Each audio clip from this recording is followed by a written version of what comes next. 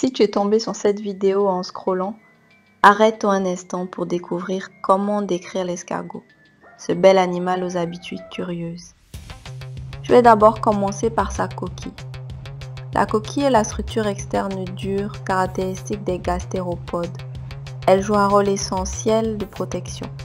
C'est un abri contre les prédateurs, les chocs et la déshydratation, car l'escargot peut s'y rétracter entièrement. Elle soutient également les organes internes de l'animal. La coquille est formée d'une ou plusieurs spires qui s'enroulent autour d'un axe central. Chaque tour de spire est plus large que le précédent, formant une structure conique. L'apex est la partie la plus ancienne, le sommet de la coquille. C'est là que la coquille commence à se former chez le jeune escargot. Le péristome est le bord extérieur de l'ouverture de la coquille, appelée l'embouchure ou l'ouverture. C'est souvent une lèvre durcie, parfois épaissie ou retournée, qui entoure l'orifice par lequel l'escargot sort et rentre dans sa coquille. Il peut être de couleurs différentes du reste de la coquille, et sa forme est une caractéristique importante pour l'identification des espèces. Parlons maintenant du bourrelet du manteau, le pneumostome et l'anus. Le bourrelet du manteau est un repli charnu visible du manteau, une membrane, qui recouvre les organes internes de l'escargot et sécrète la coquille. Il est situé juste à la base de la coquille, là où le corps de l'escargot émerge. Il est généralement bien visible lorsque l'escargot est sorti. Le pneumostome est l'orifice respiratoire de l'escargot, souvent situé sur le côté droit du bourrelet du manteau.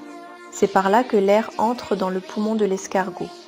Il est possible de l'observer s'ouvrir et se fermer rythmiquement. L'anus est également situé à proximité du pneumostome sur le bourrelet du manteau, ce qui permet à l'escargot d'expulser ses déjections sans qu'elles ne souillent le reste de son corps ou l'intérieur de sa coquille lorsqu'il s'y rétracte. Je vais maintenant dessiner son pied. Le pied de l'escargot est une unique masse musculaire ventrale qui constitue la majeure partie de son corps mou. Il est très développé et est l'organe de locomotion de l'animal. L'escargot se déplace grâce à des contractions ondulatoires de ce muscle, aidé par la sécrétion d'un abondant mucus. Ce mucus réduit la friction et protège le pied des blessures, laissant derrière lui la célèbre bave d'escargot. Bien, maintenant j'indique le sol pour donner du relief à mon dessin.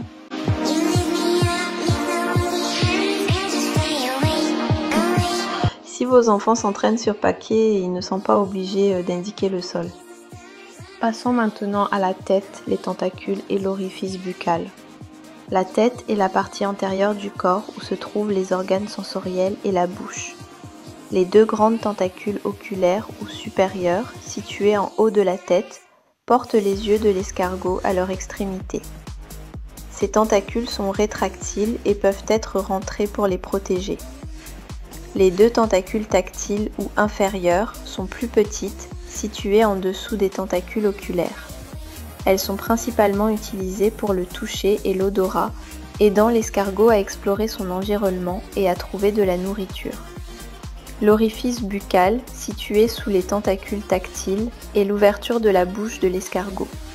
À l'intérieur se trouve la radula, une sorte de langue râpeuse munie de milliers de petites dents chitineuses que l'escargot utilise pour racler et broyer sa nourriture. Là, j'achève la tête de l'animal. Je conseille plus aux enfants de le faire avec le crayon avant de s'intéresser plus tard aux tablettes graphiques. L'orifice génital de l'escargot que j'indique ici a une position très particulière. Il est situé sur le côté droit de la tête, juste derrière les tentacules oculaires et tactiles.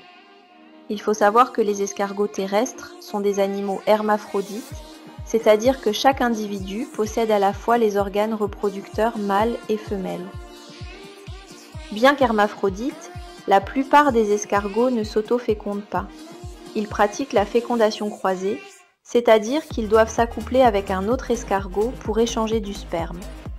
Lors de l'accouplement, qui peut durer plusieurs heures, chaque partenaire féconde l'autre. Cet hermaphrodisme offre plusieurs avantages. Premièrement, chaque individu rencontré est un partenaire potentiel, ce qui est crucial pour des animaux solitaires et lents. Ensuite, Chaque individu peut pondre des œufs, ce qui double la capacité reproductive de la population par rapport à une espèce où seules les femelles pondraient.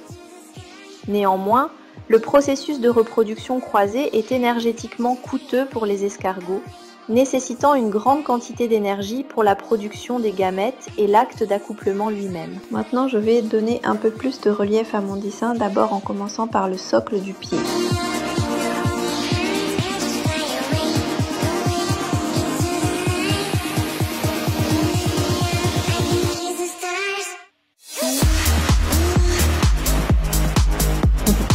Ensuite, je fais pareil pour le pied tout entier.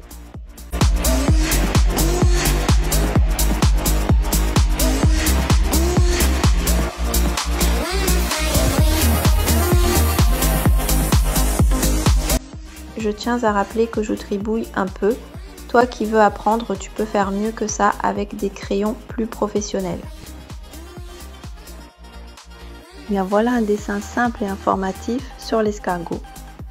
Si tu es prêt, je vais maintenant passer aux finitions. Prends ton temps pour rincer tes yeux et découvrir le rendu final.